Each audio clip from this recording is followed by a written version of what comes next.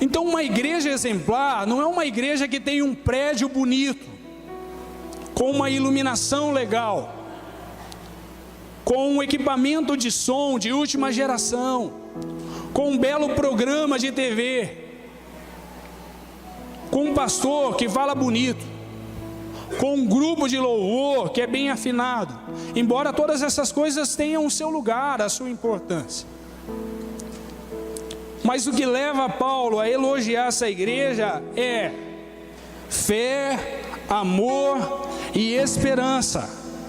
Entenda, esperança na volta de Jesus, em Cristo Jesus.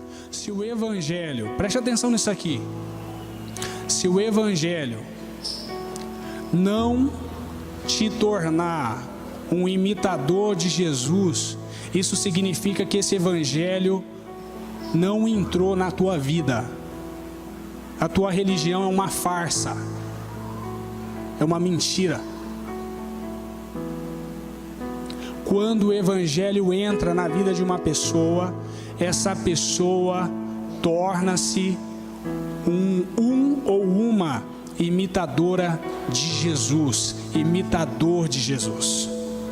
Porque o Evangelho produz um negócio chamado discipulado. Esse pessoal aqui de Tessalônica passou a imitar o comportamento, a postura, a fé, a conduta de Paulo, que já era um imitador do Senhor Jesus, e consequentemente do Senhor Jesus.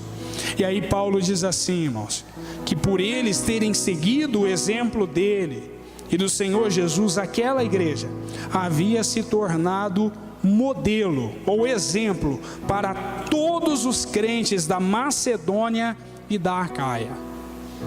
Ser exemplo, irmãos, ser um referencial de fé, de vida cristã. Talvez esse seja o ponto-chave aqui. Versículo 7. Uma igreja modelo, uma igreja que é referencial. Os crentes de outras localidades, de outras cidades, olhavam para os tessalonicenses, ficavam admirados com a maneira como eles viviam o Evangelho.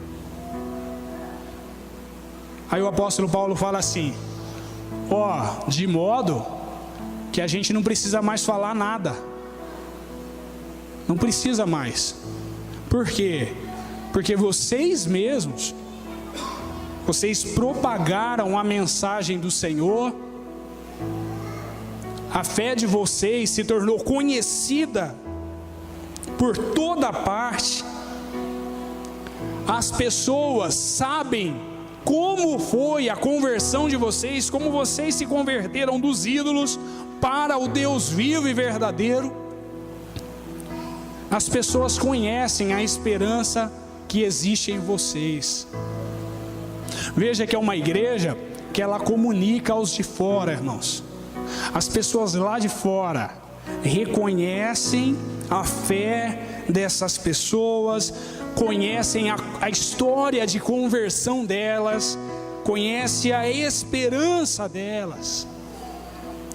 Isso é uma igreja modelo. E aí eu afirmo contundentemente: é possível sim ser uma igreja exemplar em qualquer contexto que seja. Você crê nisso, não quer, Marisa? É possível, irmãos. É possível ser um referencial de igreja em qualquer contexto que seja, irmãos. Vou fazer um teste com você rapidinho. Se eu disser para você agora assim: pense em um plano de saúde, que plano que vem à tua mente? A Unimed. Se eu disser para você, preste atenção, pense num refrigerante geladinho bem gostoso, você pensa em quê? Pô, não pensou no Cotuba? Coca-Cola, né? Mesmo sabendo todos os males que ele causa, mas é referência. Se eu disser para você assim, irmão, Pense num site de pesquisa. Você pensa em quê? É Google. Tem outro, sabia? Você nem procura o outro. Por que você não procura o outro? Porque é referência. É referência. Agora eu vou melhorar, vou contextualizar, na verdade. Pense num juiz federal que acaba com corrupção. Você não sabe o nome do juiz de Votuporanga, mas você sabe o nome de um juiz que mora em Curitiba. Sabe o que é isso, irmão?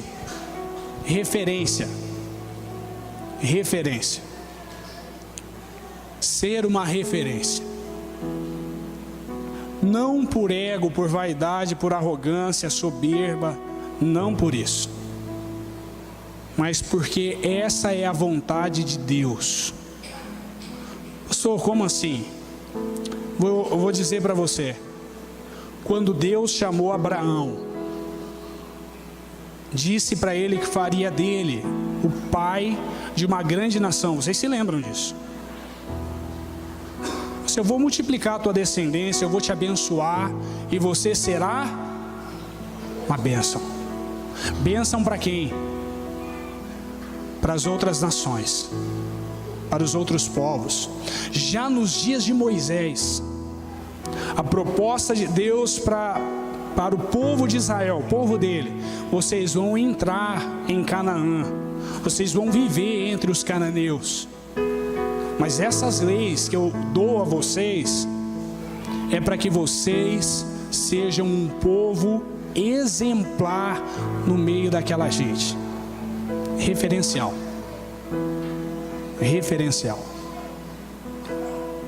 Meus irmãos, nós estamos inseridos hoje num contexto que nós temos aqui, numa ponta, igrejas que são ridicularizadas pela sociedade, que estão desacreditadas pela sociedade por causa dos seus escândalos dos seus líderes e escândalos dos seus fiéis. É verdade ou mentira?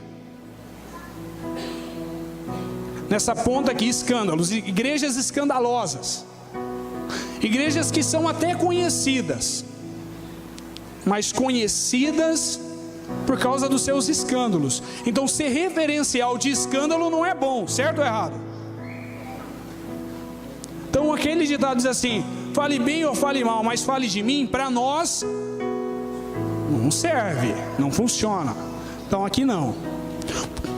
Numa outra ponta, nós temos igrejas que não são ridicularizadas, que não são escandalosas, mas também não são reverência para ninguém.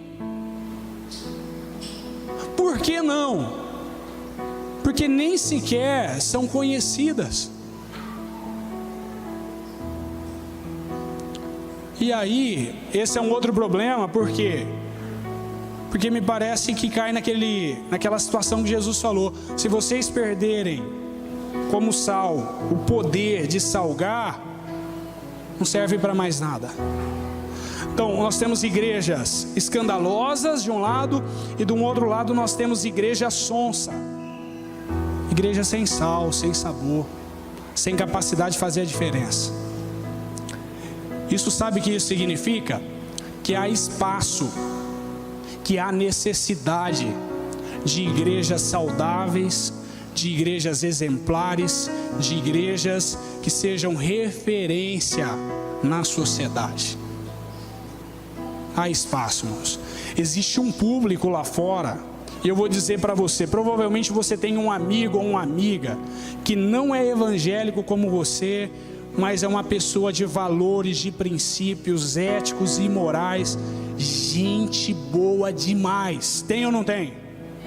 Gente séria, sem ser evangélico. Tem ou não tem? Esse público aí está clamando por uma igreja séria, uma igreja que seja referencial, como a igreja de Tessalônica.